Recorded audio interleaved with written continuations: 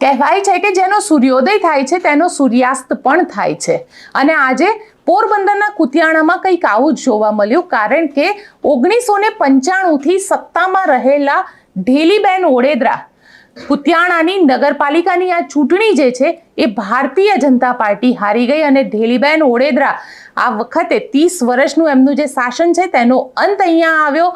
કાંધલ જાડેજાના શાસનનો ઉદય થયો છે. કાંધલ જાડેજા જે કોઈ પાર્ટીના મોહતાજ નથી અને કાંધલ જાડેજા માટે એવું કહેવાય છે કે આ ચૂંટણી જે હતી એ વ્યક્તિ વિશેષ હતી. ક્યાંક ને ક્યાંક ધમકીઓ પણ આવી અને પોરબંદર નહીં પાકિસ્તાનની પણ ચર્ચાઓ થવા લાગી. આ બધાની વચ્ચે કાંધલ જાડેજાની આજે જ્યારે જીત થઈ છે, 14 નગરપાલિકાની જે સીટ છે તેના ઉપર કાંધલ જાડેજાની સમાજવાદી પાર્ટીની સાયકલ ચાલી છે. એટલે સાયકલે કમળને ક્યાંક કચડી દીધું છે. પોતાની જીત બાદ કાંધલ જાડેજા સાથે મેં પોતે વાત કરી. કાંધલ જાડેજાએ શું કહ્યું તે સાંભળીએ. કાંધલભાઈ, આજે જે જીત મળી છે એને લઈને આપનું શું કહેવું છે? બસ બીજું કશું નથી કહેવું. જીત મારા કામની નામની જીત થઈ છે.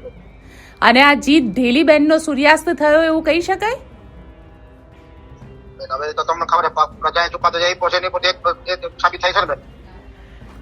પણ કાંધલભાઈ, હવે કારણ કે જે રીતે વર્ચસ્વની લડાઈ હતી અને આ વર્ચસ્વની લડાઈમાં રાણાવાવ અને કુતિયાણા બંને તમે જીતી ગયા છો, લોકોનો વિશ્વાસ વધારે છે. હવે લોકોના કામ પર પણ તમારે ખરું ઉતરવું પડશે. જી બેન, અમારી બેન જવાબદારી બધી વધી ગઈ બેન. હવે તો ઢેલીબેનનું હવે આગળ શું? કારણ કે રામબીબેને તો ત્યાં આગળ એવું પણ કહી દીધું હતું કે જે લોકોએ બદલાની વાત કરી દીધી હતી, કોટડા ગેંગ આવી ગઈ હતી આ ચૂંટણીમાં. કોઈ જગ્યાએ થાય નથી બેન, બરાબર? એવું કઈ થાય કાયદાની વ્યવસ્થા છે બધું, એવું કશું ન થાય. જય માતાજી. ઓકે બેન, એવું કશું નથી બેન.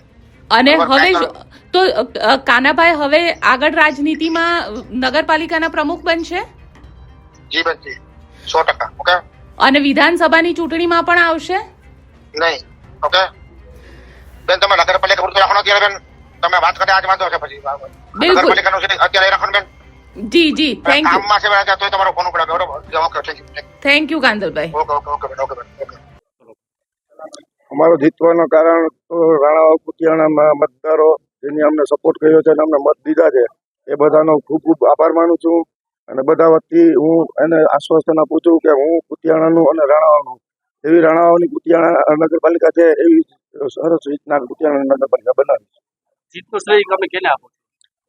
મા કાંઠલીને, કુતિયાણાની જનતાને, મારા મોટા ભાઈ કાંદલભાઈ, મારા હિરલ કાકી અને ગુજરાતમાં પહેલી જગ્યાએ આવી છે કે 2 નગરપાલિકાઓ સત્તા પાસે છે. શું કહેશો આને લઈને આવડી મોટી જીત? એ જીત માટે મારા કાંદલભાઈના કામો અને મારી ઉપર વિશ્વાસ જનતાનો.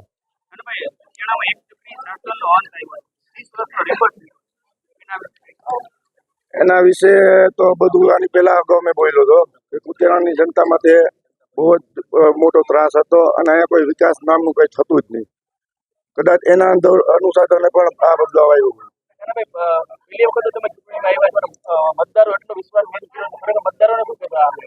મતદારોને તો હું એટલું જ કહું છું કે એમને જે મારી ઉપર વિશ્વાસ રાખ્યો છે એ વિશ્વાસ હું અડીખમ જમાવી રાખું.